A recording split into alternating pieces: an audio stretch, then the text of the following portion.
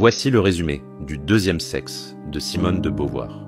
Si cette vidéo vous intéresse, likez, abonnez-vous et dites-moi en commentaire quelle œuvre féministe vous aimeriez que je résume prochainement. Mais au fait, pourquoi cette phrase « on ne naît pas femme, on le devient » a-t-elle bouleversé notre compréhension des relations entre les sexes et reste-t-elle révolutionnaire 70 ans après sa publication? Je vous donne la réponse à la fin de cette vidéo. Alors voici l'essentiel. Publié en 1949, Le Deuxième sexe est l'œuvre majeure de la philosophe existentialiste française Simone de Beauvoir. En 2 volumes denses, elle y analyse la condition féminine à travers l'histoire, la biologie, la psychanalyse, le marxisme et la littérature. Sa thèse fondamentale est que la femme a été systématiquement définie comme l'autre par rapport à l'homme, considérée comme l'un, le sujet, la norme. Cette altérité n'est pas réciproque. L'homme n'est pas l'autre de la femme. La femme est constamment renvoyée à sa différence, à son statut d'objet plutôt que de sujet. Beauvoir rejette catégoriquement l'idée d'un éternel féminin ou d'une nature féminine qui déterminerait le destin des femmes. Pour elle, les différences supposées entre hommes et femmes ne relèvent qu'au-delà de la biologie, mais de la socialisation et de construction culturelle. C'est ce qu'elle résume dans sa formule célèbre « On ne naît pas femme, on le devient ». Elle déconstruit méthodiquement les mythes qui entourent la féminité.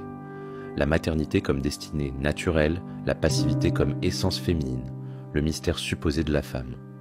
Ces mythes, montre-t-elle, servent surtout à maintenir les femmes dans une position d'infériorité et de dépendance. Dans sa partie historique, elle analyse comment les femmes ont été exclues de la production économique, de la création culturelle et des sphères de pouvoir.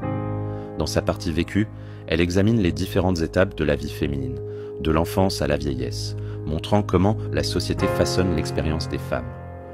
Pour Beauvoir, la libération des femmes passe par l'indépendance économique, la maîtrise de leur corps et de leur reproduction, et l'accès à l'éducation et à la culture. Elle insiste sur la nécessité pour les femmes de se définir comme sujets autonomes et de s'engager dans des projets qui transcendent leurs conditions. Alors, pourquoi cette œuvre reste-t-elle révolutionnaire aujourd'hui? Parce que, en distinguant radicalement le sexe biologique du genre social, Beauvoir a posé les fondements de toute la pensée féministe contemporaine. Elle a montré que ce qui apparaissait comme naturel dans la féminité était en réalité une construction sociale, ouvrant ainsi la possibilité de transformer ces rapports. Son analyse du corps féminin comme situé dans un contexte social et historique plutôt que comme destin biologique demeure profondément libératrice. En montrant que la féminité n'est pas une naissance mais une situation, elle a offert aux femmes la possibilité de se réinventer au-delà des rôles assignés. Dans notre monde contemporain, où les questions de genre et d'identité sont au cœur des débats, la pensée de Beauvoir nous rappelle que la liberté humaine consiste précisément à dépasser les déterminismes, qu'ils soient biologiques ou sociaux. Son invitation à l'émancipation et à l'authenticité résonne encore puissamment dans nos sociétés, où, malgré des avancées indéniables, la division genrée du pouvoir, du travail et des rôles persiste sous des formes parfois subtiles mais tenaces.